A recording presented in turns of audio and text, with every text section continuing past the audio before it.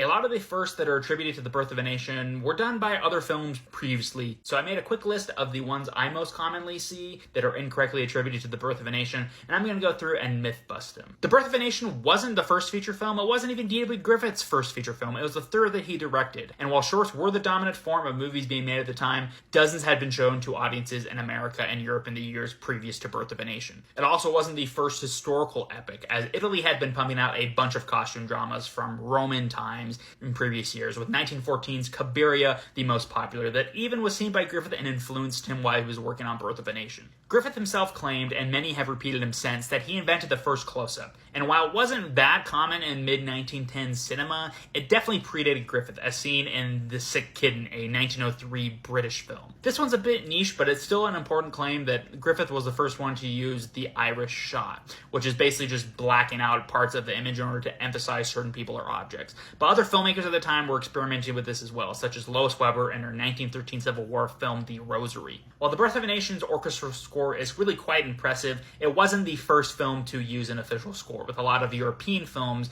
doing so years earlier, such as the 1908 film The Assassination of the Duke Guise. While The Birth of a Nation's use of cross-cutting is really technically impressive, especially in the climactic ride of the KKK, Griffith had been switching between different locations during climactic chase scenes for the last several years to build tension, such as in his 1912 film The Unseen Enemy, and plenty of other directors were experimenting with the same device as well at the same time. And lastly, Birth of a Nation was not the first film considered to be art, although Griffith did do a lot in advocating for a film to be taken seriously. Plenty of European feature films have been shown in high-end theaters, while a lot of companies had even marketed their own films to be considered as art to distributors, such as the short-lived Art Film Company back in 1912. As you can see, The Birth of a Nation's impact wasn't because it was the first to do a lot of things, but instead because it codified existing, captivating cinematic storytelling techniques and exposed them on a large scale to millions of people outside of the typical movie-going public. Now that I covered what The Birth of a Nation didn't do, I'll next be unpacking how it impacted the film industry upon its premiere,